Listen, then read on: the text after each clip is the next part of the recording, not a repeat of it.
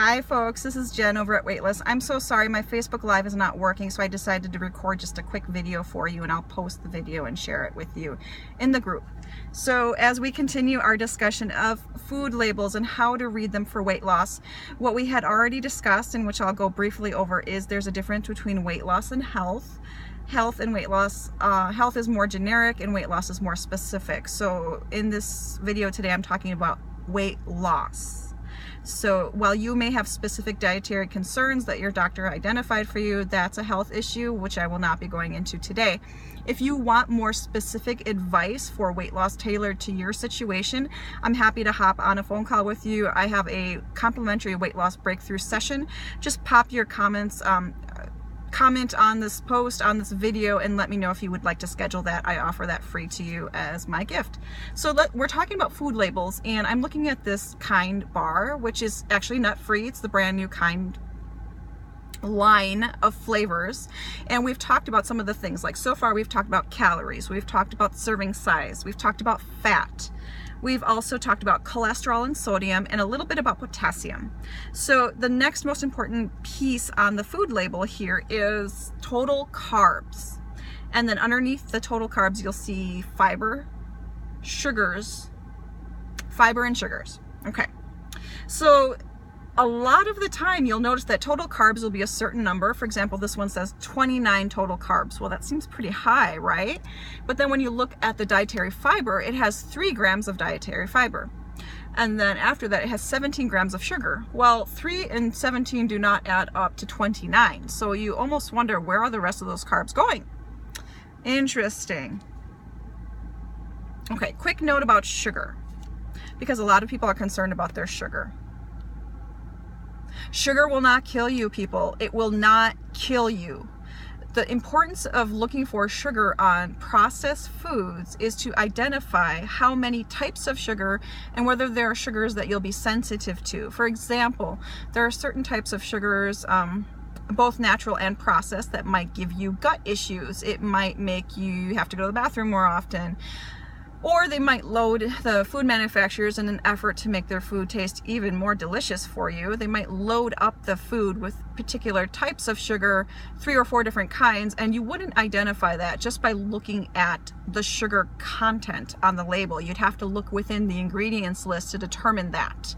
So just a quick note on sugar. Sugar is not bad for you. It's important to recognize how many types of sugar, though, are being added into the processed foods you're looking at.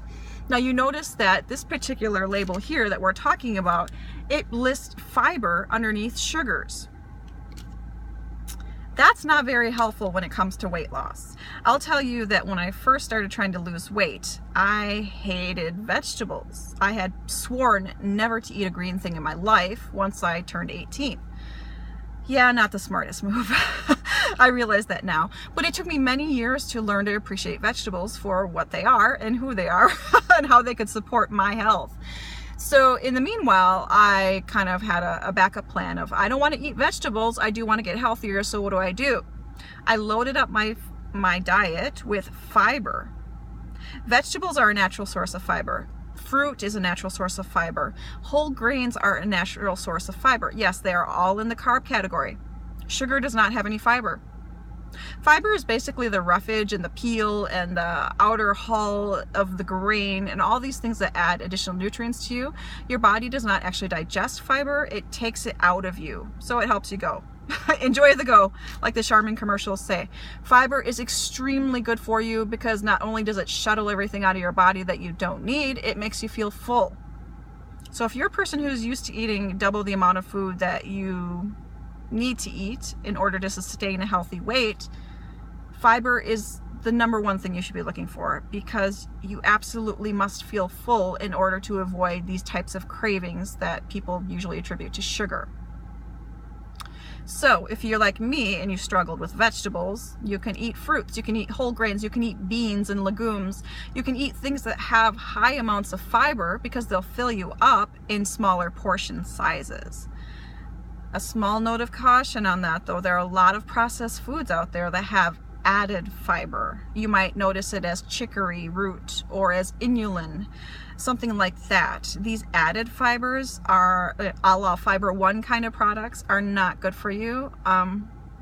They may not hurt you, but they may cause you digestive issues, and you probably don't want to go around tooting your whole day. So tread with caution when it comes to added fibers. Try to stick to natural sources of fiber, like, you know, fruits, vegetables, whole grains, nuts, legumes, those sorts of things.